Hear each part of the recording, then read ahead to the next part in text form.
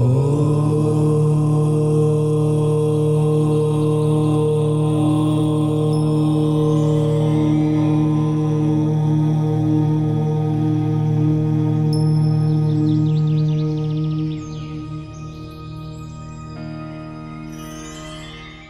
ಗುರು ನಮನ ಕಾರ್ಯಕ್ರಮದ ಕೇಂದ್ರ ಬಿಂದುವಾಗಿರತಕ್ಕಂತಹ ಪ್ರಾತಸ್ಮರಣೀಯರಾದ ಶ್ರೀ ಸಿದ್ದೇಶ್ವರ ಮಹಾಸ್ವಾಮಿಗಳವರ ದಿವ್ಯಾತ್ಮಕ್ಕೆ ನಮ್ಮ ಗೌರವಾದರಗಳನ್ನು ಸಲ್ಲಿಸಿ, ಇಲ್ಲಿಗೆ ಆಗಮಿಸಿರತಕ್ಕಂತಹ ಎಲ್ಲ ಗುರುವರಿಗೂ ನಮ್ಮ ಗೌರವಾದರಗಳನ್ನು ಸಲ್ಲಿಸಿ, ರಾಜಕೀಯ ಧುರೀಣರೇ ಮತ್ತು ಭಕ್ತಾದಿಗಳೇ, ಇಲ್ಲಿಗೆ ಸುಮಾರು 100 ವರ್ಷಗಳ ಹಿಂದೆ ಕನ್ನಡದ ಕಣ್ಣು ಅಂತ ಎನಿಸ್ಕೊಂಡಂಥ BM ಶ್ರೀ ಅವರು ಸಾಹಿತಿಗಳು ಬಿಜಾಪುರಕ್ಕೆ ಬಂದಿದ್ದರು. ನಮಗೆ ಸರಿಯಾಗಿ ಗೊತ್ತಿರೋ ಹಾಗೆ 1915ನೇ ಇಸವಿಯಲ್ಲಿ. ಆಗ ಸಂಘಟಕರು ಬಿಜಾಪುರದಲ್ಲಿರುವ ಪ್ರಸಿದ್ಧ ಗೋಳಗುಮ್ಮಟವನ್ನು ತೋರಿಸ್ಲಿಕ್ಕೆ ಮುಂದಾದರು. ಆದರೆ BM ಶ್ರೀ ಹೇಳಿದ್ದು, ನಾನು ನಿಮ್ಮ ಭೌತಿಕ ಗೋಳಗುಮ್ಮಟವನ್ನು ನೋಡ್ಲಿಕ್ಕೆ ಬಂದಿಲ್ಲ, ಅದಕ್ಕಿಂತ ದೊಡ್ಡದಾದ ಗೋಳಗುಮ್ಮಟವನ್ನು ನೋಡ್ಲಿಕ್ಕೆ ಬಂದಿದ್ದೇನೆ ಅಂತ ಹೇಳಿದರು. ಸಂಘಟಕರಿಗೆ ಆಶ್ಚರ್ಯ ಆಯಿತು. ನಾವು ಇಷ್ಟು ವರ್ಷ ಇಲ್ಲಿ ಬಿಜಾಪುರದಲ್ಲಿದ್ದೀವಿ, ನಮಗೆ ಗೊತ್ತಿಲ್ಲಿರತಕ್ಕಂಥ ಈ ದೊಡ್ಡ ಗೋಳಗುಮ್ಮಟ ಎಲ್ಲಿದೆ ಅಂತ ಹೇಳಿ. ಆಗ BM ಶ್ರೀ ಹೇಳಿದರು, ತಾಳೆಗೆರೆಯಲ್ಲಿ ಅಡಗಿದಂತಹ ಬಸವಾದಿ ಶಿವಶರಣರ ವಚನ ಸಾಹಿತ್ಯವನ್ನು ಹೊರಗೆ ತಂದಂತಹ ಆ ಬಹುದೊಡ್ಡ ವಚನ ಗೋಳಗುಮ್ಮಟ ಸಾಗು ಹಳಕಟ್ಟಿಯವರು, ಅವರನ್ನು ನಾನು ನೋಡ್ಲಿಕ್ಕೆ ಬಂದಿದ್ದೀನಿ ಅಂತ ಹೇಳಿದರು. ಇವತ್ತೇನಾದರೂ BM ಶ್ರೀ ಅವರು ಇದ್ದಿದ್ರೆ ಅವ್ರು ಹೇಳ್ತಾ ಇದ್ರು, ನಾನು ಈ ಗೋಳಗುಮ್ಮಟಕ್ಕೆ ಬಂದಿರತಕ್ಕಂಥದ್ದು ಆಧ್ಯಾತ್ಮಿಕ ಲೋಕದಲ್ಲಿ ಜನತೆಯನ್ನ ಉತ್ತುಂಗ ದಾರಿ ಹತ್ರ ಕರೆದುಕೊಂಡು ಹೋದಂಥ ಬಹುದೊಡ್ಡ ಆಧ್ಯಾತ್ಮಿಕ ಗೋಳಗುಮ್ಮಟವಾಗಿರ್ತಕ್ಕಂಥ ಸಿದ್ದೇಶ್ವರ ಸ್ವಾಮಿಗಳವರನ್ನ ನೋಡ್ಲಿಕ್ಕೆ ಬಂದಿದ್ದೀನಿ ಅಂತ ಹೇಳ್ತಿದ್ರೇನೋ ಅಂತ ಅನ್ಸುತ್ತೆ. ನನಗೆ ಈ ಸಂದರ್ಭದಲ್ಲಿ ನೆನಪಾಗ್ತಕ್ಕಂಥದ್ದು ಚನ್ನಬಸವಣ್ಣನವರ ಒಂದು ವಚನ,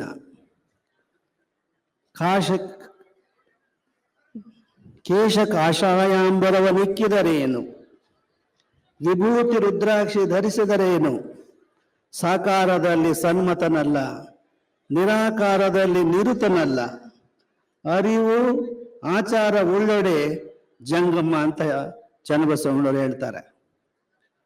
ಸಿದ್ದೇಶ್ವರ ಸ್ವಾಮಿಗಳವರು ನೋಡಿದಾಗ ಚನ್ನಬಸವಣ್ಣನವರ ಈ ವಚನಕ್ಕೆ ಅಕ್ಷರಶಃ ಉದಾಹರಣೆ ಶ್ರೀ ಸಿದ್ದೇಶ್ವರ ಸ್ವಾಮಿಗಳವರು. ಎಲ್ಲ ಧರ್ಮಗುರುಗಳ ಹಾಗೆ ಅವರು ಕಾವಿ ಧರಿಸಿದವರಲ್ಲ, ಕೊರಡಲ್ಲಿ ರುದ್ರಾಕ್ಷಿ ಧರಿಸಿದವರಲ್ಲ. ಆದರೆ ಈ ರಾಜ್ಯದಲ್ಲಿ, ಈ ದೇಶದಲ್ಲಿ ಹೆಚ್ಚಿನ ಗೌರವವುಳ್ಳಂಥ ಧರ್ಮಗುರುಗಳಿಗೆ ಇರ್ತಕ್ಕಂಥ ಬಹುದೊಡ್ಡ ಗೌರವ, ಎಲ್ಲ ಜಗದ್ಗುರುಗಳಿಗಿಂತ ಹೆಚ್ಚಿನ ಗೌರವ ಇದ್ದದ್ದು ಶ್ರೀ ಸಿದ್ದೇಶ್ವರ ಸ್ವಾಮಿಗಳವರಿಗೆ. ಸಮಾರಂಭದ ಸಂಘಟಕರು ತಮಗೆ ಕುಳಿತು ಅವಕಾಶ ಮಾಡಿಕೊಡ್ತೀವಿ ಅಂತ ಹೇಳಿದರು. ಆ ದೊಡ್ಡಸ್ತಿಗೆ ಬೆರೀಲಿಕ್ಕೆ ನಾವು ಇಷ್ಟಪಡಲ್ಲ ಈ ವೇದಿಕೆಯಲ್ಲಿ. ಅವರು ಆಧ್ಯಾತ್ಮಿಕ ಸ್ತರದಲ್ಲಿ ಬಹುದೊಡ್ಡ ಎತ್ತರವನ್ನ ಅವರು ಜೀವನದಲ್ಲಿ ಅರಿವು ಮತ್ತು ಆಚಾರ ಎರಡೂ ಸಮ್ಮಿಳಿತವಾದಂತಹ ವ್ಯಕ್ತಿತ್ವ ಶ್ರೀ ಸಿದ್ದೇಶ್ವರ ಸ್ವಾಮಿಗಳವರು. ಅದನ್ನ ಬಹಳ ಹೆಮ್ಮೆಯಿಂದ ನಾವು ನಿಮ್ಮ ಮುಂದೆ ಹೇಳಲಿಕ್ಕೆ ಇಷ್ಟಪಡ್ತೀವಿ. ಇನ್ನೊಂದು ವಿಚಾರ, ಇಲ್ಲೇ ನಮ್ಮ ಪಕ್ಕದಲ್ಲಿ ಇರ್ತಕ್ಕಂಥ ಶ್ರೀ ಸಿತ್ತೂರು ಜಗದ್ಗುರುಗಳವರು, ಅವರನ್ನು ನೋಡಿದಾಗ ಅವರ ಮತ್ತು ಸಿದ್ದೇಶ್ವರ ಸ್ವಾಮಿಗಳವರ ಸಂಬಂಧವನ್ನು ನೋಡಿದಾಗ ಮೈಸೂರಿನ ಮಹಾರಾಜರ ಲಾಂಛನ ಗಂಡ ಬೇರುಂಡ ನೆನಪಾಗುತ್ತೆ. ಪ್ರಾಯಶಃ ಕರ್ನಾಟಕ ಸರ್ಕಾರದ್ದು ಅದೇನೆ, ಗಂಡ ಬೇರುಂಡ. ಸಿದ್ದೇಶ್ವರ ಸ್ವಾಮಿಗಳು ಮತ್ತು ಸುತ್ತೂರು ಸ್ವಾಮಿಗಳು ಒಂದು ರೀತಿಯಲ್ಲಿ ಗಂಡ ಬೇರುಂಡ ರೀತಿಯಲ್ಲಿ ಅವರು ಇದ್ರು ಅಂತ ಹೇಳಕ್ ಬಯಸ್ತೀವಿ. ಇಬ್ರು ಜ್ಞಾನ ಮಾರ್ಗದವರೇ.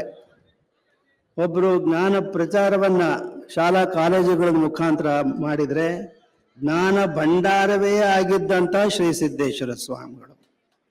ಬಹಳ ಅಪರೂಪದ ವ್ಯಕ್ತಿತ್ವ ಅವರದು. ನಾವು ಕೊನೆಯದಾಗಿ ಇಲ್ಲಿ ದಾರಿಯಲ್ಲಿ ಬರುವಾಗ ನಾವು ನೋಡಿದ್ವಿ, ಹಾಗೆ ಕಾರ್ನರ್ ಬರುವಾಗ ನಮ್ಮ ಕಣ್ಣಿಗೆ ಬಿದ್ದದ್ದು ಒಂದು ಲಿಂಗಾಯತರ ಖಾನಾವಳಿ ಅಂತ ಅಲ್ಲಿ ಎಲ್ಲ ಒಂದು ಬೋರ್ಡ್ ಇದೆ, ಒಂದು ಹೋಟ್ಲಿಗೆ ಲಿಂಗಾಯತ ಖಾನಾವಳಿ ಅಂತ. ಅದರ ಪಕ್ಕದಲ್ಲಿ ಇದ್ದಿದ್ದು ಸಿದ್ದೇಶ್ವರ ಸ್ವಾಮಿಗಳು ಚಿತ್ರ, ಭಾವಚಿತ್ರ. ಆಗ ಅನಿಸ್ತು, ಆ ಲಿಂಗಾಯತರ ಖಾನಾವಳಿಯಲ್ಲಿ ನಿಮಗೆ ರೊಟ್ಟಿ ಚಪಾತಿ ಸಿಗ್ಬೋದು, ಆದ್ರೆ ಸಿದ್ದೇಶ್ವರ ಸ್ವಾಮಿಗಳ ಕಾರ್ಯಕ್ರಮಕ್ಕೆ, ಈ ಆಶ್ರಮಕ್ಕೆ ಬಂದ್ರೆ ನಿಮಗೆ ಹೊಟ್ಟೆಗೆಲ್ಲ ಸಿಗೋದು ನೆತ್ತಿಗೆ ಸಿಗ್ತಕ್ಕಂಥ ಖಾನಾವಳಿ ಅವರ ಪ್ರವಚನ. ಅದರಿಂದ ಆಕರ್ಷಿತರಾಗಿ ನೀವೆಲ್ಲ ಬಂದಿರ್ತಕ್ಕಂಥವ್ರು. ಒಂದೇ ಒಂದು ಕೊನೆಯದಾಗಿ ಒಂದು ಮಾತನ್ನು ಹೇಳಲಿಕ್ಕೆ ಬಯಸ್ತೀವಿ. ಅದು ಅಲ್ಲಮ ಪ್ರಭುಗಳ ವಚನ. ಆ ವಚನ ಹೀಗಿದೆ: ಬಯಲು ಬಯಲೆನೆ ಬಿತ್ತಿ, ಬಯಲು ಬಯಲೆನೆ ಬೆಳೆದು, ಬಯಲು ಬಯಲಾಗಿ ಬಯಲಾಯಿತ್ತಯ್ಯ, ನಾ ನಿಮ್ಮ ನಂಬಿ ಬಯಲಾದೆ ಗುಹೇಶ್ವರ ಅಂತ ಹೇಳಿ.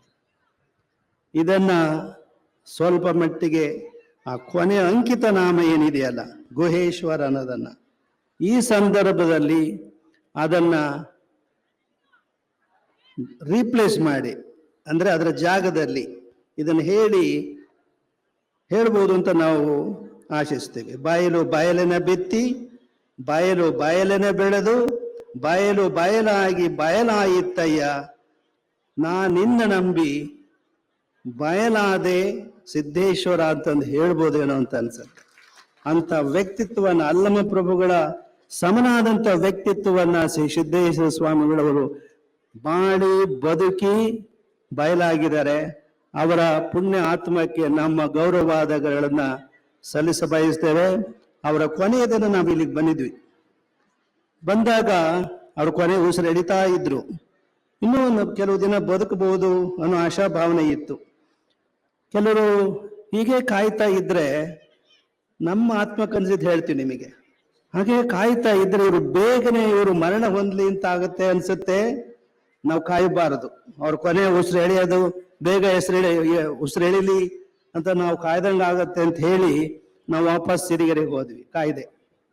ಆದ್ರೆ ಸಿರಿಗೆರೆ ಹೋಗಿ ನಮ್ಮ ಮಠದ ಮಹಾದ್ವಾರದ ಕಾಲು ಇಡ್ತಿದ್ದ ಹಾಗೇನೆ ನಮಗೆ ದಾರುಣ ಸುದ್ದಿ ಬಂತು, ಅವ್ರು ಕೊನೆ ಉಸಿರು ಹೇಳಿದ್ರು ಅಂತ ಹೇಳಿ. ತಕ್ಷಣವೇ ಮತ್ತಲ್ಲಿಂದ ಕೂಡಲೇ ನಾವು ಹೊರಟು ಬಂದ್ವಿ ಇಲ್ಲಿಗೆ. ನಮ್ಮ ಸಿದ್ದೇಶ್ವರ ಸ್ವಾಮಿಗಳ ಬಗ್ಗೆ ಇದ್ದಂತ ಅಂತರಂಗದ ಭಾವನೆಗಳನ್ನ ನಿಮ್ಮೊಂದಿಗೆ ಹಂಚಿಕೊಂಡು ಅವರ ಪವಿತ್ರ ಆತ್ಮಕ್ಕೆ ನಮ್ಮ ಗೌರವಾದರಗಳನ್ನ ಸಲ್ಲಿಸಿ ನಮ್ಮ ಈ ಮಾತುಗಳನ್ನ ಮುಕ್ತಾಯಗೊಳಿಸ್ತೀವಿ.